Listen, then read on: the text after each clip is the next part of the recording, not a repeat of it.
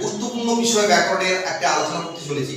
যে ছাত্রছাত্রীদের দেখি পরীক্ষার আগে বা কোনো সময় ব্যাকরণ পড়তে গিয়ে একটি ভীতির সঞ্চার হয়, কি নয় কারক বিভক্তির উত্তরগুলো কেমনভাবে পরীক্ষায় লিখতে হবে স্যার। এটা আমাকে অনেকে প্রশ্ন করেছে। আমি এই ছোট্ট ক্লাসের মধ্যে আমি তোমাদের কাছে তুলে ধরতে চাইছি যে কারক বিভক্তি কেমনভাবে পরীক্ষায় পড়ে, সেগুলো কিন্তু উত্তর আমি করার চেষ্টা করছি। কিভাবে কারক বিভক্তি লেখা যায় তার উত্তরটাই বলছি। আমি এখন কতগুলো উদাহরণ লিখেছি, সেই উদাহরণ থেকে বলবো যে কিভাবে কারক লেখা যায়। যেমন ধরো বিখ্যাত ফলানি পতঙ্গি। এখন পরীক্ষায় কিন্তু অনেক ছাত্রছাত্রীরা আমি দেখেছি পরীক্ষায় কিরকম প্রশ্ন পড়ে সেটাই জানে না। এখন এখানে এরকম এক ধরনের প্রশ্ন পড়ে যে বিখ্যাত ফলানি পতঙ্গি।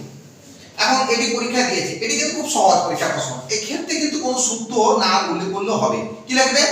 বিখ্যাত, এই খণ্ডটা থাকে আমি বলেছিলাম আগে এটা অপাদান কারক, তাহলে কিন্তু এখানে হবে অপাদান কারকে পঞ্চমী বিভক্তি।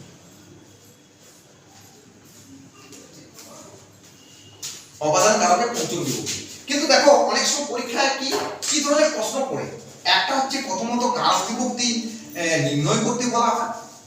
কিরকম নির্ণয় করতে বললে অবশ্যই কিন্তু একটা দাগ থাকবে, সেই বিভক্তির মধ্যে দাগ দেওয়া থাকবে। আর এক ধরনের প্রশ্ন পড়ে উদাহরণ দাও, কারক বিভক্তির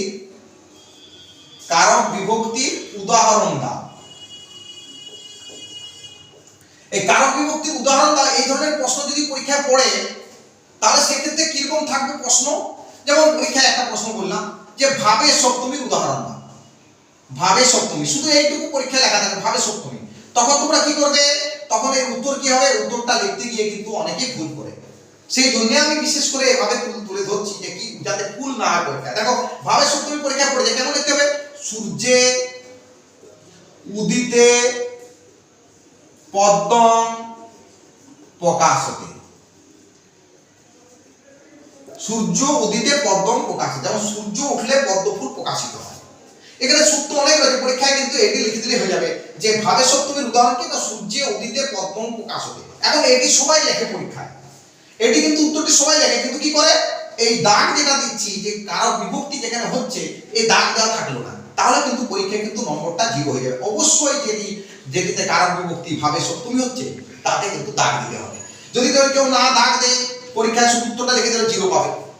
এগুলো কিন্তু পরীক্ষায় খেয়াল রাখতে হবে। তাহলে কারক বিভক্তি গুরুত্বপূর্ণ বিষয়গুলো কিন্তু আমি তোমাদের এই ক্লাসে আলোচনা করছি। আবার কিছু উদাহরণ বোঝানোর চেষ্টা করছি কিভাবে লিখতে হয়। অনেকে পরীক্ষা লেখে, যেমন একটা আমি উদাহরণ দিচ্ছি, সুন্দর করে একটি উদাহরণ দিচ্ছি। দেখো এই উদাহরণ পরীক্ষা দিয়েছে বালক সর্বাত বিভেতি। অবশ্যই কারক যেটা দেখো সর্বাত, দেখো আমি লিখছি সর্বাত, এখন পর্যন্ত দাগ দিই, তবে কিন্তু কারক বিভক্তি করা যাবে।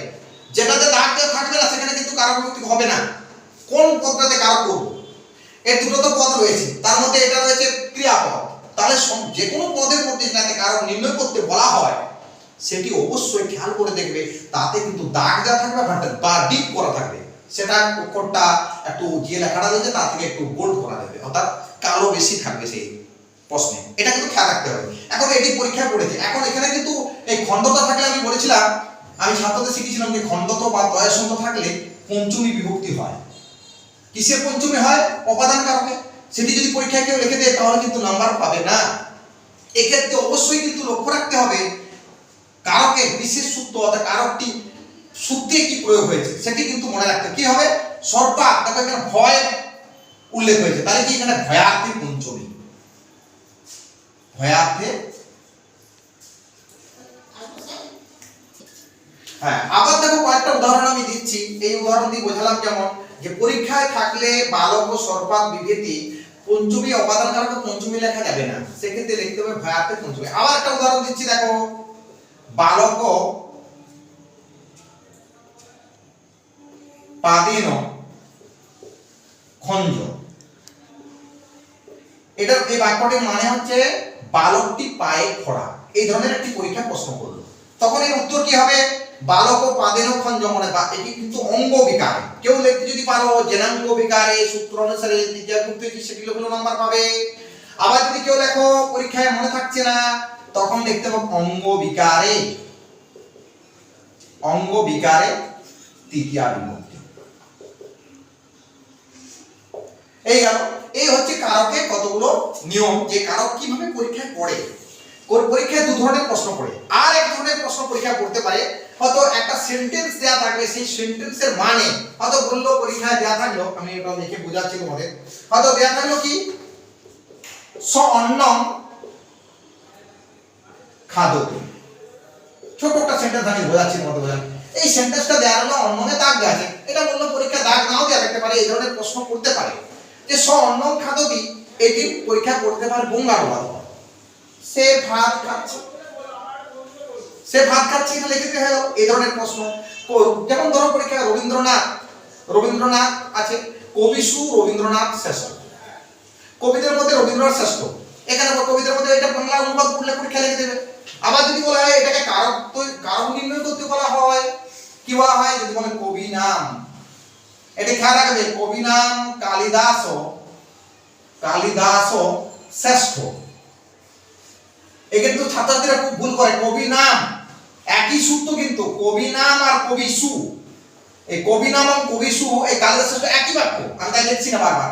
দেখো কবি নাম যখন থাকবে, তোমরা জানো নর শব্দের বহুবচনে ষষ্ঠী বহুবচন নরানা, আর সপ্তমীর বহুবচনে কি হয় নরেশু, তাহলে সু থাকলে সপ্তমী মনে রাখবে, কিন্তু সূত্র একই, এই সূত্র কিন্তু পরীক্ষায় একটাই হবে, কি নির্ধারণে সপ্তমী হবে, এখানে আবার ষষ্ঠী হয়ে যাবে, নির্ধারণে ষষ্ঠী বিভক্তি, যেহেতু বিভক্তিতে ষষ্ঠী রয়েছে ষষ্ঠী, আর এক্ষেত্রে নির্ধারণে কি হবে সপ্তমী। ভালো করে লক্ষ্য করো, কখন নির্ধারণে ষষ্ঠী হচ্ছে, কখন নির্ধারণে সপ্তমী হচ্ছে, এটা কিন্তু খেয়াল করবে। তার কারক থেকে এই তিন ধরনের প্রশ্ন পরীক্ষায় পড়ে, তোমাদের ভয়ের কোনো কারণ নেই, আমি তোমাদের যে কথাগুলো বললাম তোমরা ভালোভাবে শুনবে, তাহলে কিন্তু তোমাদের হয়ে যাবে।